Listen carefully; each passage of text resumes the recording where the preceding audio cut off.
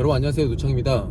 방금 전에 제가 파밍과 관련돼 가지고 처음에 왜 농사라는 파밍이란 단어를 사용했는가 부터 시작해 가지고 실제 너무 넓은 지역이 아니라 한 지역에서 한 300개 정도의 건물을 대상으로 해서 어떻게 몰입도를 높여 나가는지 그 부분을 설명을 드렸고요. 제가 역삼동의 예로 역삼동에서 건물 한 300개 정도를 대상으로 파밍을 시작해서 보통 10층짜리 건물이라고 가정을 하면 그 건물에 여러 개 층을 쓰고 있거나 누구나 알만한 좋은 회사 하나 정도를 뽑아낸다고 했을 때 한 600개 정도의 임차인 정보가 정리될 수 있죠. 쉽게 얘기하면 엑셀 600줄을 만들어야 된다는 그런 뜻인데, 가끔 제가 이렇게 말씀드리면 얘기하다 보니까 저희 전속 건물 앞에 지나가고 있습니다. 다시 돌아서 말씀드리면 300개가 영업하는 입장에서 너무 작은 대상이 아니냐, 숫자가 너무 적은 게 아니냐, 이런 거를 이야기하시는 분들이 계시는데, 건물 300개를 초기에 파밍하는 거는 적은 양이 아니에요. 어마어마한 양이에요. 죽을 때까지 한 사람이 역삼동에서 일을 해도 그 역삼동에서 죽을 때까지 자기가 하고 싶은 만큼 중개를 할 수 없어요. 그만큼 남의 재산을 관리하는데 그렇게 몇백 개 단위로 관리한다는 게 쉽지는 않다는 거예요. 대신에 그 3,400개를 굉장히 잘 알아야 돼요. 그 잘 알고 계속 관리하고 매일 만나고, 반복이라는 그 단어가 중요한데, 계속 반복해서 그 300개의 건물의 건물주를 만나고 주요 임차인을 만나고 그 지역 내에 어떤 변화가 있는지 계속 캐치하면서 동네를 돌아다니다 보면 세월이 1년, 2년, 3년, 4년 이렇게 지나면서 그 동네 모르는 게 없어지죠. 당연히 그 사이에 내 생활할 수 있을 정도의 돈이 벌리고 있을 거예요. 그냥 입에 풀칠하는 정도의 돈을 버는 거는 저는 일 시작한 지 몇 달 만에 무조건 그렇게 벌 수 있다고 생각하는데, 야, 그래도 내가 영업하는데 이 정도는 번다, 이러려면 한 1년 정도 지나면 어느 정도는 자기가 만족할 만한 돈이 벌리기 시작할 거라고 생각합니다. 한 지역을 대상으로 파밍하시는 저희 중개사 분들 중에서 거의 10여 년 넘게 해마다 계속 같은 동네에서 몇 억씩 버시는 분들도 여러 분 계세요.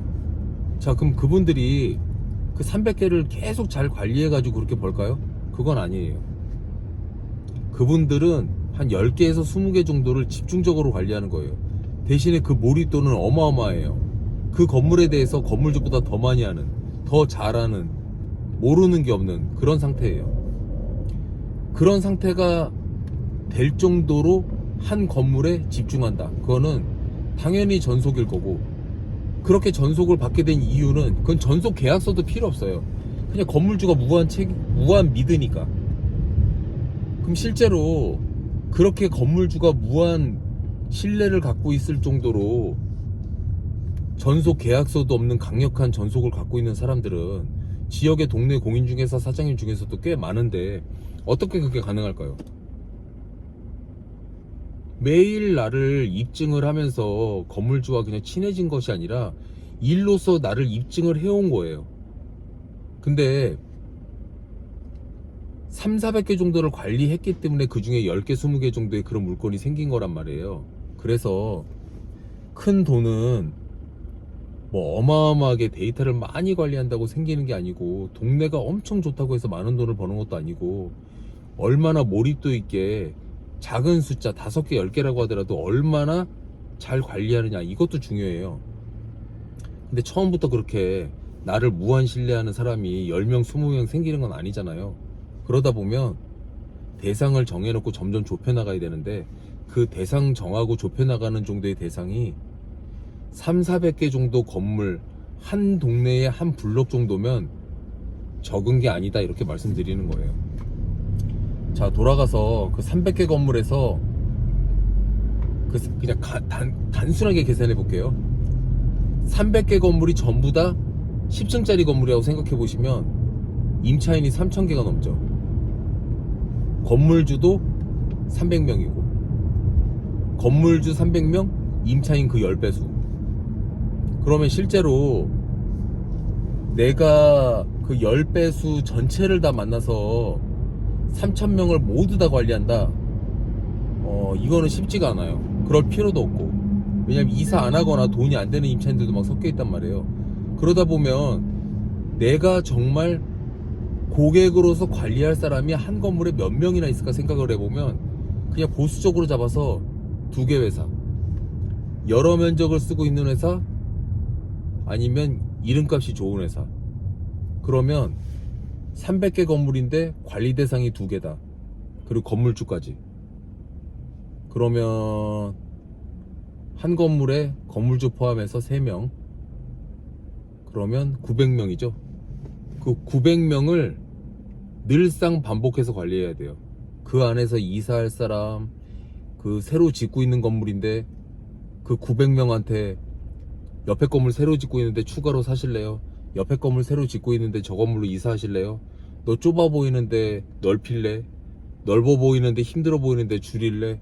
다양하게 제안하고 접근해야 되잖아요. 근데 하루에 이제 건물주 빼고 임차인만 따져보세요. 그 600명. 한 달에 20일을 일한다고 가정을 하면 그 600명을 만나기 위해서 하루에 한 3명만 만나면 돼요.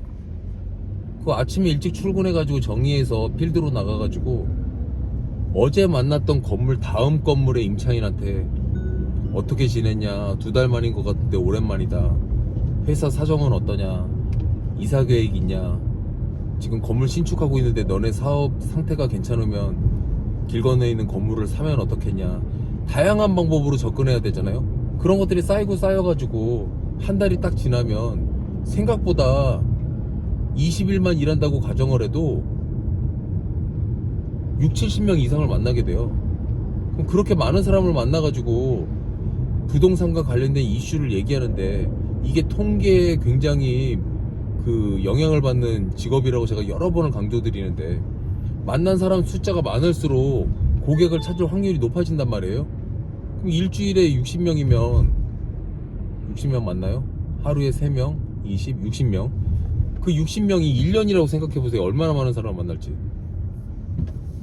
계약이 안 나올 수가 없다. 이렇게 말씀드리는 거고요. 그래서 그 동네에서 내가 관리하는 건물 주변에 있는 건물도 루틴하게 계속 조사하고 돌다 보면 횡단보도도 건너가서 옆 동네도 가보게 되고, 또 내가 그 동네를 떠나가지고 그 일이라는 것 자체에서 프로세스를 머릿속에 딱 익히게 돼서 어느 동네에서 전속이 생겨도 원래 내 필드에서 일하는 것처럼 순식간에 우다닥 딱 처리하고 후다닥 처리하고 일을 종료하고 다시 돌아오고 이럴 수 있단 말이에요. 그래서 처음에 정한 동네에서 파밍을 얼마나 잘하느냐, 이게 굉장히 중요해요. 신입분들이 입사를 하면 이거 제가 굉장히 답답한데 뭔가 되게 큰 걸 하고 싶어 해요. 당신의 필드는 삼성동이다 딱 그러면 코엑스 계약하고 싶고, 하르나스 타워도 있고, 글라스 타워도 있고, 포스코 센터도 있고, 큰 건물들이 엄청 많단 말이에요. 그러면 처음 누가 이 큰 꿈을 품고 일을 하는데 30평 40평짜리 사무실 계약하고 싶겠어요? 다 큰 거 하고 싶지.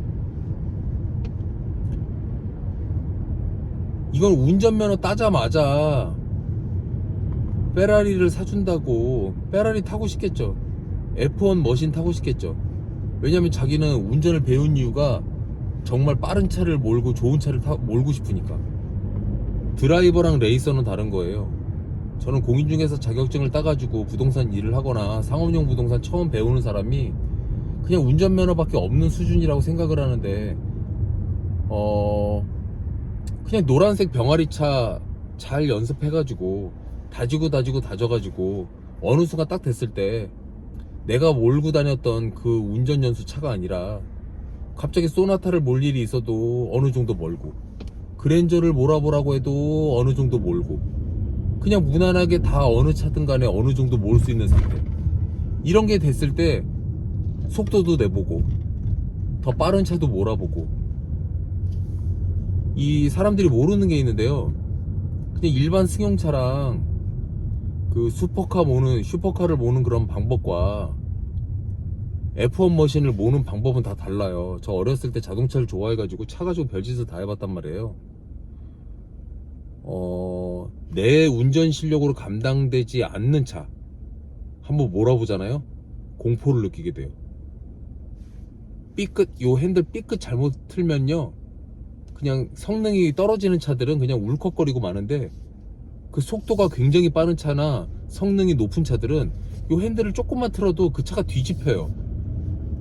그 뒤집힐 수 있겠다는 공포심을 갖고 있는 사람들은 그 차가 어떤 상태냐에 따라 가지고 운전하는 방법을 달리하고 마음가짐을 달리한다고요. 슈마워라는 굉장히 유명한 F1 머신을 운전하는 그 카레이서가 있는데, 그 사람이 자동차 운전을 할 줄 몰라가지고 테스트할 때 드라이빙 슈트를 입고 헬멧을 쓰고 그렇게 운전할까요? 천하의 슈마워도 삐끗하면 죽을 수 있는 게 그런 고성능 F1 머신 자동차기 때문이에요. 자, 그럼 돌아가가지고 부동산으로 설명을 다시 한번 드릴게요. 큰 건물들은 F1 머신과 같이 큰 건물을 다룰 수 있는 디테일하고 굉장히 많이 노력해야 되는 부분들이 따로 있어요. 근데 그런 부분들이 갖춰져 있지 않은 상태로 내가 20층짜리 건물, 2만 평짜리 건물, 뭐 30층짜리 건물 이런 거를 계약을 해오질 않았는데 갑자기 마음만 급해가지고 그걸 하려고 한다? 할 수가 없어요. 왜 할 수가 없다고 말씀드리냐면, 내 눈앞에 페라리에서 만든 레이싱용, 그냥 페라리 말고요, 레이싱용 자동차가 있다고 생각을 해보세요. 가서 만져볼 수 있고 타볼 수 있고 시동 걸어볼 수 있죠. 근데 몰지는 못해요. 왜냐면 그런 차들이 가지고 있는 성능은 일반 자동차를 모는 사람들이 몰 수가 없어요. 가끔가다 뭐 제 지인분들 중에서도 비싼 차 가지고 계신 분들이 있어요. 그냥 그 흔한 강남 소나타 같은 벤츠 같은 거 말고요, 람보르기니 뭐 이런 차들, 이런 차를 그 스포츠 버전으로 몰고 다니시는 분들 보면 그분들 자체가 운전 자체를 굉장히 잘 하시기 때문에 그런 걸 타고 다니는 건데, 가끔 돈은 그걸 살 돈이 있어가지고 사셨는데 운전은 제대로 못 하시는 분들은 저는 과시욕일 수도 있는데 그 차를 뭐하러 타고 다니는지 모르겠어요. 왜냐면 그냥 쇼겁셔버라든지 그 뭐 이런 부분도 굉장히 하드하고 차도 굉장히 무섭게 달리기 때문에 오히려 그런 차들이 안락하지가 않아요. 목적이 달리기냐 편안함이냐에 따라 가지고 다 다른 거잖아요. 편안함만 추구한다고 하면 그냥 S클래스를 사거나 국산 제네시스 G90을 사는 게 제일 좋아요. 그냥 그 람보르기니나 페라리 같은 차, 포르쉐 같은 차를 사봐야 허리만 아프고 어디가 운전하는데 불편할 뿐이에요. 근데 그 차를 사는 사람은 목적이 따로 있단 말이에요. 그리고 운전 자체 하는 방법도 달라요. 다시 부동산 돌아서 말씀드리면, 대형 건물은 공부할 게 겁나게 많아요. 그냥 가서 중개가 되질 않아요. 그 건물을 관리하는 사람, 그 건물을 사용하는 사람도 일반 건물을 사용하는 사람이나 일반 건물을 소유한 사람과 달라요. 진행하는 사람도 당연히 소유자와 쓰는 사람이 다른 사람들인데 그걸 중개하는 사람은 똑같을까요? 심지어는 그런 건물들은 중개 자체를 하질 않아요. 어떻게 하느냐? 너무 길어지기 때문에 말씀드릴 수는 없는데 그냥 중개로 그런 건물은 계약하질 않아요. 그래서 실제 배워야 될 게 굉장히 많고, 그 해당 건물 하나만 공부를 해도 소용이 없어요. 그 동네를 빠삭하게 다 알아야 돼요. 레이서가 레이싱을 하다가 차가 고장나면 무조건 메케닉한테 차를 고치게 합니까? 물론 F1 경기장 안에서는 그럴 수도 있어요. 근데 레이싱이 간혹가다 레이싱장에서만 벌어지는 게 아니라 파리 다카르 랠리처럼 사막을 뛰어야 되는 경우도 있는데, 내가 내 차 고칠 줄도 알아야 된단 말이에요. 그리고 드라이버가 F1 머신을 몬다고 가정을 했을 때 자기가 메케닉이 아니니까 차를 고칠 필요는 없죠. 하지만 운전을 하다 보면 핸들감이 좀 안 좋아. 그러면 메케닉한테 운전해보니까 몇 바퀴 돌아보니까 이 부분이 좀 잘못된 것 같으니까 이 부분을 더 꼼꼼히 봐라. 이 부분을 고쳐달라. 뭐가 나간 것 같다. 변속이 잘 안 된다. 이런 부분들을 자기가 캐치할 수 있어야 되잖아요. 근데 부동산 똑같아요. 내가 사용하는 건 아니고 내가 건물주는 아니지만 건물의 규모가 커지고 뭐 4만 평, 5만 평짜리 건물 이렇게 가잖아요. 그러면 그 건물이 갖고 있는 하드웨어 자체에 대한 이해도가 있어야 되고 어떤 문제점 발생할 수 있는 것들을 다 알아야 돼요. 그 심지어는 그 건물이 박혀있는 동네 주변을 빠삭하게 다 알아야 돼요. 자, 그럼 돌아가서 말씀드릴게요. 파밍, 어떤 해당 건물, 내 고객이 될 수 있던 어떤 건물, 그게 아까 표현상으로는 3, 400개 건물 중에 10개, 20개. 근데 경우에 따라 그 10개, 20개 중에는 5,000평, 만평, 2만 평, 5만 평짜리도 있을 수 있잖아요. 점점 실력이 붙는다고 하면 더 큰 건물을 하게 될 거 아니에요. 그랬을 때 그냥 되지 않고 그 동네 작은 거부터 다 알고 있어야 되고 동급 건물도 알아야 되지만 그거보다 낮은 건물, 높은 건물에 대한 이해도도 굉장히 많이 있어야 된다. 비교라는 게 똑같은 것들끼리만 하는 건 아니에요. 예를 들어 역삼역의 GFC에 들어가고 싶은 임차인, 사용하고 있는 임차인이 나와서 주변에 다른 건물로 가야 할 때 이 사람이 기존에 5만 평짜리 건물을 사용했을 때 어떤 느낌과 어떤 이익과 혜택을 받아서 사용하고 있었는지, 그 대가로 돈을 얼마를 내고 있었는지, 이런 부분들에 대한 이해도가 있어야 주변에 5만 평에서 2만 평도 작은 건물은 아니지만 5만 평 건물 쓰던 사람이 2만 평 건물 가서 쓰면 느끼는 느낌은 굉장히 협소하고 작은 건물에 오고 불편함을 느낀단 말이에요. 그러면 그 부분을 커버할 수 있는 어떤 다른 컨설팅이 필요하잖아요. 근데 그런 것들에 대한 그 이해가 없으면 똑같은 2만 평도 어메니티라든지 건물이 줄 수 있는 혜택이 똑같지 않단 말이에요. 그러면 내가 하려고 하는 목표는 크지만 알아야 될 것들 다 알아야 된다. 그리고 재밌는 거는 그 알아야 될 것들은 월반 개념이 안 돼요. 내가 작은 것부터 다 알아야 돼요. 물론 대형 건물 LM 하는 사람들이 30평, 40평짜리를 하진 않아요. 하지만 그 사람 누구 하나 어떤 좋은 부동산 회사에서 LM을 하는데 10년, 20년을 했다. 근데 그 사람 주로 만평짜리 건물 임대 대행한다. 그럼 그 사람한테 500평, 1000평짜리를 물어보세요. 그 사람 모르고 있을까요? 다 알아요. 다 안 상태로 그걸 하는 거예요. F1 머신 모르는 사람이 소나타 못 모을 것 같아요? 다 몰아요. 오히려 더 얌전하게 몰지도 몰라요. 그래서 마음이 급한 것과 제대로 하는 거는 완전 다른 거예요. 그리고 물건에 따라서 비즈니스 매너도 달라요. 예를 들어서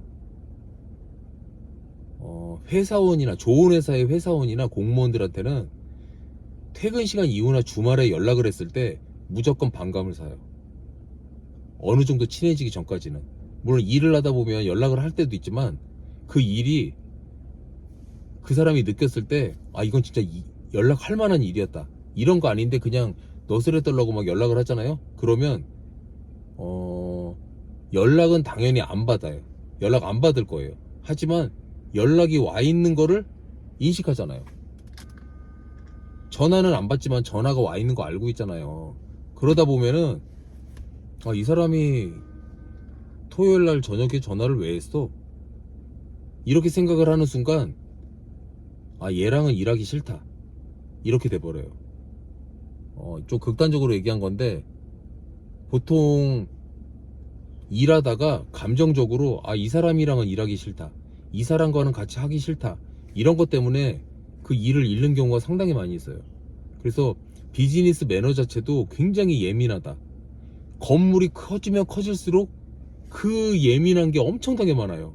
근데 이제 그런 것들을 조심성 없게 접근한다, 그러면 일을 잃게 돼요. 그래서 파밍할 때 작은 건물도 많이 해야 된다, 익숙해져야 된다, 많은 사람을 만나야 된다, 이렇게 계속 강조하는 거는 결국 하고 싶은 일은 큰 거기 때문에 그 큰 거를 하기 위해서 다져져가는 그런 공부예요. 일로서 배우는 공부도 공부. 실제로 뭐 학교를 가거나 어떤 전문기관을 통해서 공부하는 것도 게을리하면 안 돼요. 그리고 저도 말을 그냥 기분 나쁘면 막 하는 성격인데, 손님 만나가지고 그 상황에 따라서는 저는 제 성격을 다 부리고 산 적이 없어요. 왜냐? 그럼 일을 잃으니까. 일을 잃는다고 생각해 보세요. 사람을 잃으면 일을 잃는 거예요. 그리고 그 잃은 일은 다시 나한테 돌아오질 않아요.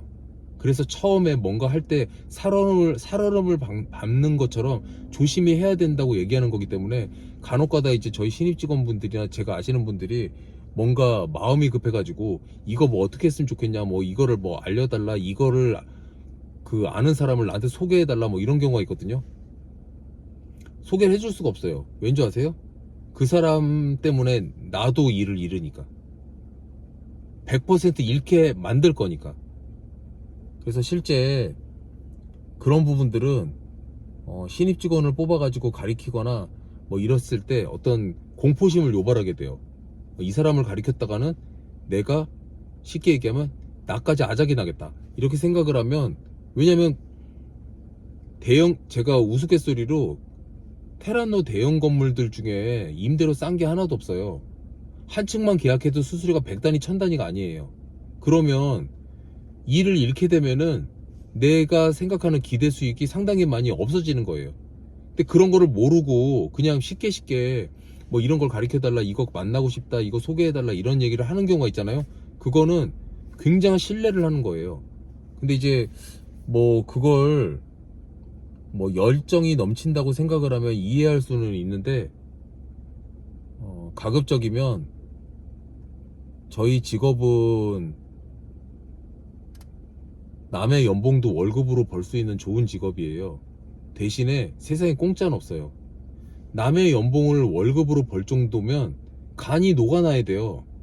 그 간이 녹아나야 되는데 그 간이 녹아나는 걸 하지 않고 그냥 무슨 KTX 타고 있으면 저절로 잠을 졸던지 말던지 부산역에 도착한다고 방송이 나오면 깨면은 부산역 도착하는 것과 달라요. 그 KTX 내가 밀고 가야 된다고요, 영업은. 근데 그걸 남이 그냥 하는 게 쉬워 보이니까 나도 할 수 있을 거라고 생각을 하면 안 돼요. 할 수는 있어요. 대신 자기가 그 수준에 오를 때까지 공부할 수 있는 그 인내가 있어야 되잖아요. 그 인내가 굉장히 영악해야 되고 영리해야 되고 생각을 많이 해야 되고 고민을 많이 해야 되는 거예요. 그냥 안 돼요. 제가 얼마나 많은 계약이 깨지면서 지금 제가 뭔가를 깨달았겠어요. 저는 제 후배들이, 제가 책도 쓰는 이유가 거기에 있는데, 제 후배들이 제가 겪었던 거와 똑같은 걸 겪게 만들고 싶지 않아요. 그 후배 중에는 제 딸도 있을 거기 때문에. 왜냐? 이렇게 하면 안 된다는 거는 명확한 거예요. 근데 그 명확한 거를 하지 말라고 했을 때 꼭 하는 사람들이 있어요. 그걸 저지른 다음에는 돌이킬 수가 없어요. 중개사고 이런 거랑 비교도 되질 않아요. 그냥 손님을 잃으면 돈을 잃는 거예요. 근데 이제 너무 쉽게 생각하고 그냥 남들이 저렇게 보니까 나도 할 수 있겠지, 이렇게 생각을 하는데 할 수는 있어요. 하지만 배워야 돼요. 겸손하게. 그래서 저는 뭔가 몇천 명 이상을 가리키면서 제가 점쟁이는 아니지만 교육을 하다 보면, 아, 이 사람은 밥은 먹고 사는데 큰 돈은 못 벌겠다. 아, 이 사람은 부동산이 안 맞는다. 아, 이 사람은 입사시키면 안 되겠다. 아, 이 사람은 퇴사시켜야겠다. 별의별 생각이 다 들 거 아니에요. 왜 그런 줄 아세요? 그 사람이 어떻게 하느냐에 따라 가지고 완전 달라지는 직업이기 때문이에요. 그래서 제가 길게 말씀드렸는데 뭐 잔소리는 아니고요. 제가 항상 가지고 다니는데 이 책에 파밍하는 방법, 어떤 마음으로 파밍해야 되는지, 고객을 어떻게 대해야 되는지 구구절절 써놨어요. 그 이유는 다 한 가지예요. 내가 나의 사업을 해나가는 데 있어가지고 고객한테도 이익을 줘야 되지만 나도 성장해야 되는데 그냥 시간 간다고 성장되지 않는다. 뭐 대신에 실수할 거 다 해가면서 성장할 필요도 없이 내가 실패했던 거 바탕으로 이렇게 했으면 좋겠다고 쓴 게 제 책들이에요. 근데 이제 그건 네 얘기고 나는 내 스타일이고 나는 나야 이렇게 생각하는 사람들은요, 그렇게 하셔도 돼요. 왜냐면 저는 정답이 아니에요. 제가 해봤을 때 괜찮다고 생각하니까 이 책대로 하시면 어떻겠습니까? 이렇게 제가 쓴 거고, 아니야 나는 내 식대로 내가 얼마든지 할 수 있어. 그럼 그렇게 하셔도 돼요. 그만의 성공 방법으로 성공하면 되죠. 그 저와는 상관이 없는 거예요. 하지만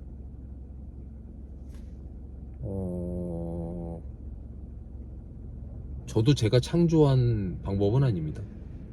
제 선배들이 있었을 거 아니에요. 그래서 저도 철저히 제 앞에서 뭔가 먼저 갔던 사람들의 성공 방법 중에 제가 배운 거를 후배들한테 가르치려고 하는 거지, 뭐 그냥 특별하게 제가 뭐 창조한 건 없어요. 뭐 피타고라스 정리 그 수학의 정석 만드신 분이 만들었나요? 아니잖아요. 그분도 자기가 성공의 방법이라고 생각한 걸 정리해서 수학의 정석을 만든 거예요. 똑같아요. 요렇게 하면 좀 더 쉽게 할 수 있겠다. 어느 정도 최고 수준에 이르는 사람이 되면 그때는 제가 쓴 책 같은 거 필요가 없어요. 그의 방식대로 하면 돼요. 근데 솔직히 저보다 경력이 적거나 저보다 이 일을 못하는데 저한테 배우면서 지 맘대로 한다. 그럼 저는 그거는 이제 봐줄 수가 없고, 그냥 저와 상관없이 본인이 알아서 하면서 그냥 알아서 하겠다 그러면 뭐 그건 제가 관여할 바가 아닌 거죠. 냉정한 거예요, 어떻게 보면. 그래서 이왕 영업을 시작하시고 영업과 관련돼서 궁금한 게 많으신 분들이 제 영상을 보시는 거기 때문에, 보신 분들 중에 저는 안타까워서 그래요. 이렇게 딱 보면 또 시간만 낭비하고 돈 못 벌고 그냥 또 직업을 바꾸겠구만 이렇게 생각하는 사람이 눈앞에 선해요. 근데 이제 하지 말라고 하는 거를 계속해요. 그리고 그 하지 말라고 하는 거를 계속 얘기해도 말귀를 못 알아들어요. 그러면 더 이상 해줄 수가 없는 거예요. 방법이 없어요. 그냥 자기 혼자 살아야 돼요. 그래서 오늘 답답해서 좀 길게 한번 얘기를 해봤습니다. 뭔 소리 했는지도 모르겠어요. 마치겠습니다.